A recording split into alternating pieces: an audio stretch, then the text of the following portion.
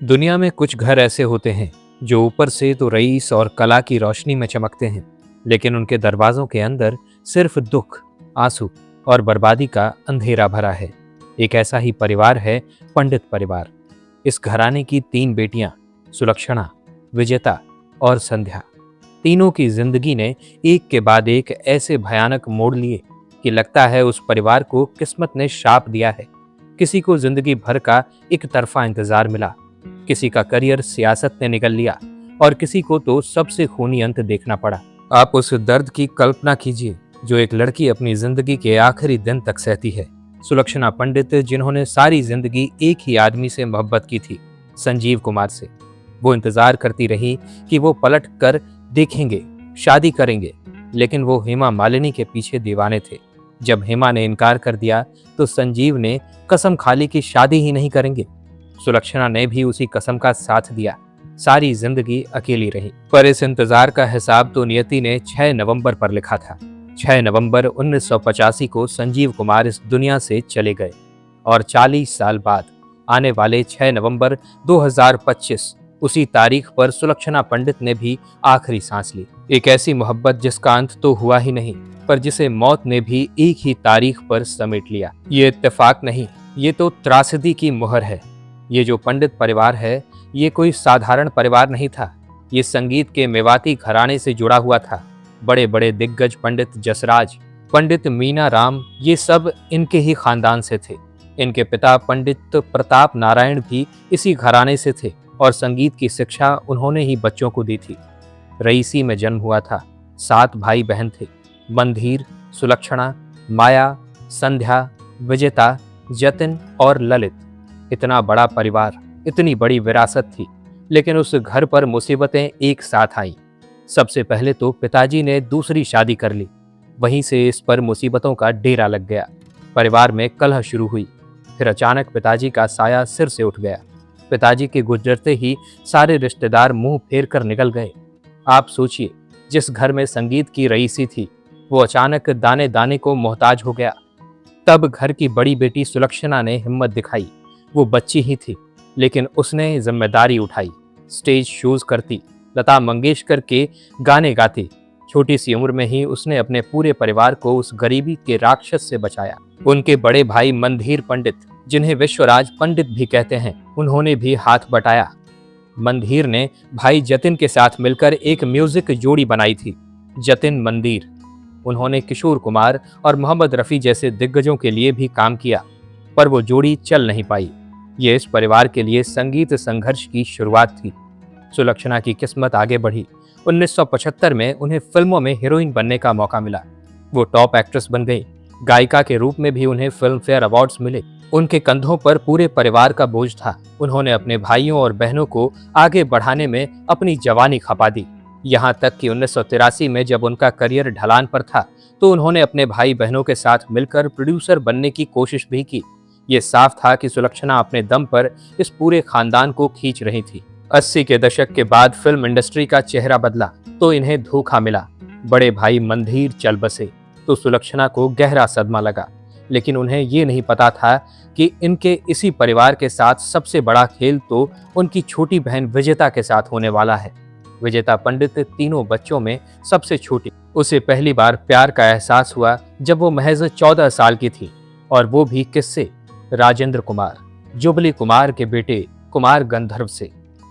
राजेंद्र कुमार का आलीशान बंगला था, जिसके नीचे डिम्पल नाम का एक थिएटर था। उसी थिएटर में सुलक्षणा की फिल्म गर्म खून की स्क्रीनिंग हो रही थी और राजेंद्र कुमार ने 13 साल के विजेता को देखा। उन्होंने तुरंत सुलक्षणा से कहा, ये मेरी फिल्म की हीरोइन बनेगी क्या? विजेता ने शुरू में स्क्रीन टेस्ट देने से मना कर दिया था, जिस पर राजेंद्र कुमार ने राज कपूर को फोन लगाया था। राज कपूर के कहने पर वो फिल्म में काम करने को तो नहीं मानी, लेकिन उन्हें उसके बाद एक्टिंग टीचर रोशन तनीजा के पास भेज दिया गया, जहां कुमार गौरव भी थे। 3 महीने का कोर्स खत्म हुआ और लव स्टोरी की शूटिंग शुरू हुई। कश्मीर की बर्फीली वादियों में उन्होंने सिर्फ एक्टिंग नहीं की, उन्हें सच में प्यार हो गया। विजेता ने बाद में कहा था कि उस वक्त वो मात्र 14 साल की थी और पहली बार किसी लड़के ने उन्हें गले लगाया था। भले ही वो फिल्म का सीन था, पर यह सब उनके लिए नया था। राजेंद्र कुमार ने जब देखा कि हीरो हीरोइन सच में एक दूसरे से प्यार करने लगे हैं तो उनके चेहरे पर शिकन आ गई। उनका तो ये एक सपना था कि बेटा सुपरस्टार बने। उन्होंने कुमार गौरव को अपने पास बुलाया और कहा, देखो बेटा, तुम्हें बहुत आगे बढ़ना है। अगर तुम इस लड़की से प्यार करने लगोगे तो तुम्हारा करियर ही रुक जाएगा। लेकिन 18 साल के कुमार गौरव ने जवाब दिया, मैं विजेता से प्यार करता हूँ, मुझे करियर की चिंता नहीं है। तभी राजेंद्र कुमार ने कहा था, तुम मेरे प्रिंस हो, मैं तुम्हारे लिए प्रिंसेस लाऊंगा, पैसे वाली खानदानी लड़की से तुम्हारी शादी करवाऊंगा। विजेता ने बगल के कमरे से ये सब सुन लिया था। यहीं से विजेता ने राजेंद्र कुमार का बदलने वाला रूप देखा। राजेंद्र कुमार ने आनन फानन में राज कपूर की बेटी रीमा से कुमार गौरव की सगाई करा दी। सगाई के समारोह में सुलक्षणा के साथ विजेता भी शामिल हुई थी। रीमा ने कुमार गौरव को बड़ी सी डायमंड रिंग पहनाई। तभी कुमार गौरव विजेता के पास आए और कहा, ये रिंग निकालकर मैं समंदर में फेंक दूंगा। ऐसी बात सुनकर विजेता वहां से भाग गई। अभिनेत्री रीना रॉय ने ये सब कुछ नाटक देख लिया था और सुलक्षणा के पास आकर कहा कि इन दोनों का बहुत खतरनाक अफेयर चल रहा है। विजेता ने इस रिश्ते को तोड़ने की पूरी कोशिश की। बार बार कुमार गौरव को अपने पिता के खिलाफ जाने को कहा, पर वो नहीं माने। पर नियति ने सबसे गहरा घाव दिया। किसी को कानो कान खबर नहीं हुई कि कुमार गौरव ने रीमा से सगाई तोड़ दी है और अब वो सुनील दत्त की बेटी नम्रता दत्त से सगाई करने जा रहे हैं। और इस तरह विजेता को अपने जीवन का ये दूसरा बड़ा सदमा लगा। असली खेल तो राजेंद्र कुमार ने खेला। लव स्टोरी जबरदस्त हिट हुई, लेकिन राजेंद्र कुमार ने एक एक करके विजेता को उन सभी फिल्मों से निकलवा दिया। वो फिल्मकारों को फोन करके कहते, अगर मेरा बेटा तुम्हारी फिल्म में रहेगा तो विजेता नहीं रहेगी। राजेंद्र कुमार इतने बड़ी हस्ती थे कि छोटे फिल्मकार उनसे डरते थे। तेरी कसम, स्टार, रोमांस, लवर्स, हम हैं लाजवाब, ऑलराउंडर, इन सभी फिल्मों से विजेता को निकलवा दिया गया। इसका नतीजा ये हुआ कि लव स्टोरी के 4 साल बाद भी विजेता की कोई फिल्म रिलीज ही नहीं हुई। विजेता का करियर तो तबाह हुआ ही। राजेंद्र कुमार जो बड़े ही कंजूस माने जाते थे, उन्होंने अपने बेटे को बचाने के इस सनक में खुद का करियर ही बर्बाद कर लिया। कुमार गौरव की दर्जन भर फिल्में फ्लॉप हो गई। आखिर में राजेंद्र कुमार ने अपने करियर की सारी कमाई दांव पर लगाकर 1993 में एक बहुत बड़ी फिल्म बनाई जिसका नाम था फूल। उन्होंने मीडिया में कहा कि उनके बेटे की फिल्म विजेता के बिना भी सुपरहिट होगी, लेकिन किस्मत ने साथ नहीं दिया। फूल उस साल की सबसे बड़ी फ्लॉप फिल्म साबित हुई। विजेता कहती हैं कि लव स्टोरी से कमाए गए सारे पैसे फूल के फ्लॉप होने पर डूब गए। उसके बाद राजेंद्र कुमार ने कोई फिल्म नहीं बनाई। कहीं न कहीं विजेता के दिल का दर्द राजेंद्र कुमार और उनके बेटे कुमार गौरव के करियर को ले डूबा। विजेता को सिंगर बनना था, पर उनकी किस्मत यहाँ भी रूठ गई। उनके छोटे भाई जतिन ललित, जो अब बड़े नाम बन चुके थे, उन्होंने दिल वाले दुल्हनिया ले जाएंगे और कुछ कुछ होता है जैसी फिल्मों के साथ 4 बार साल का सबसे ज्यादा बिकने वाला एल्बम दिया। उन्होंने 12 फिल्म फेयर नॉमिनेशंस भी पाए, लेकिन जीत कभी नहीं सके। इतनी बड़ी कामयाबी के बावजूद विजेता के साथ संगीत में भी अन्याय हुआ। जो जीता वही सिकंदर के गाने के लिए उनकी आवाज में रिकॉर्डिंग होने के बावजूद कल्याण जी ने बीच में आकर साधना सरगम को भिजवा दिया। ये विजेता के करियर का वो समय था जब उन्हें गायक के रूप में पहचान मिल सकती थी, पर उनकी किस्मत ने धोखा दिया। राजू बन गया जेंटलमैन के सारे गाने विजेता ने गाए, लेकिन बाद में किसी और ने डबिंग करके उनकी आवाज को हटा दिया। जतिन ललित ने आती क्या खंडाला और जादू सा छाने लगा जैसे गाने विजेता से गवाए, पर अलका याग्निक और बाकी सिंगर्स ने आकर उन्हें डब कर दिया। जादू सा छाने लगा के लिए तो जतिन ललित ने खुद फिल्मकार प्रकाश झा से गुजारिश की थी, पर प्रोड्यूसर अजय देवगन ने ये गाना अलका याग्निक को दे दिया। इस पूरे अंधकार में खुशी की एक रौनक आई।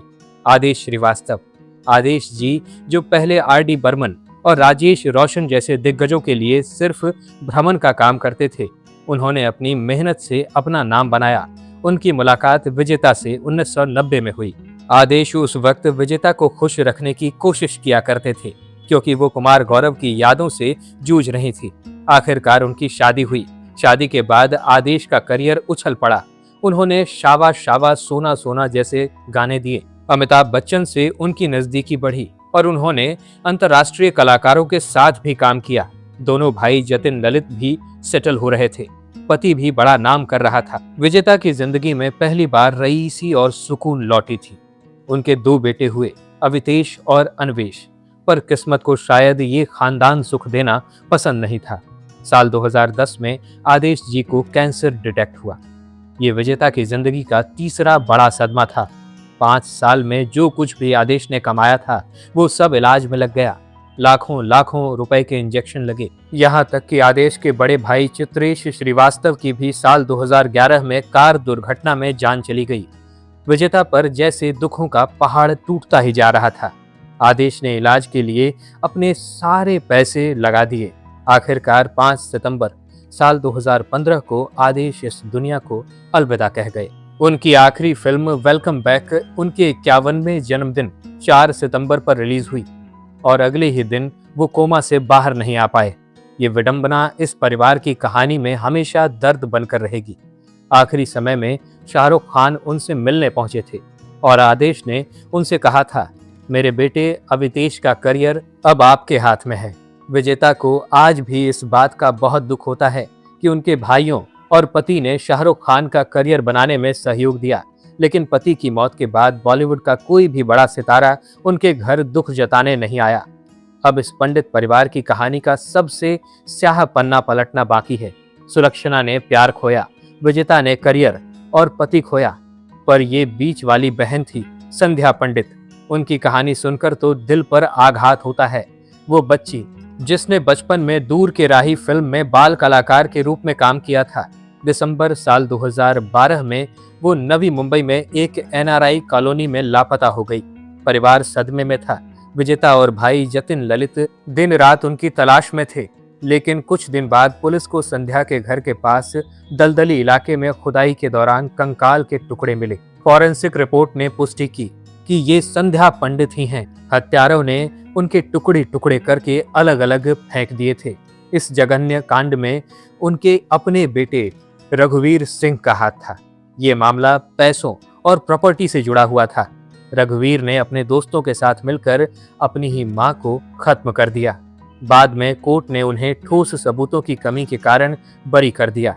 ये त्रासदी इतनी बड़ी थी कि विजेता पंडित ने अपनी बड़ी बहन सुलक्षणा को इस बारे में बताया तक नहीं। सुलक्षणा पहले से ही शारीरिक और मानसिक रूप से बीमार चल रही थी। एक एक्सीडेंट में उनके हिप बोन टूट गई थी। विजेता कहती हैं कि अगर सुलक्षणा को ये बात पता चलती तो उनकी बड़ी बहन शायद इस दुनिया को अलविदा कह देती और ये सदमा बर्दाश्त नहीं कर पाती। इसीलिए आखिर तक विजेता अपनी बड़ी बहन को ये बताती रही कि संध्या इंदौर में खुशी खुशी जिंदगी जी रही है। आज के वक्त विजेता पंडित अपने जीवन के आखिरी दिन कैसे बिताएगी ये आने वाला कल ही बताएगा, क्योंकि अब ना ही उनके पति हैं और ना ही उनकी बहनें। बस दोनों बेटे अवितेश और अवनीश ही उनकी एकमात्र उम्मीद हैं। पंडित परिवार की इस पूरी कहानी में बॉलीवुड का खोखलापन दिखाई देता है। क्या आपको भी ऐसा लगता है? अपनी राय हमें कमेंट्स में जरूर बताइएगा। इस परिवार का कौन सा सदस्य आपको सबसे ज्यादा पसंद था? हमें ये भी लिखना बिल्कुल मत भूलिएगा। ये जानकारी अगर आपको पसंद आई हो तो इस वीडियो को लाइक करिएगा और अगर आप हमारे चैनल वारिधि मंथन पर नए हैं तो इसे सब्सक्राइब करके बेल आइकन दबाना बिल्कुल मत भूलिएगा। वीडियो में अब तक बने रहने के लिए आपका बहुत बहुत शुक्रिया।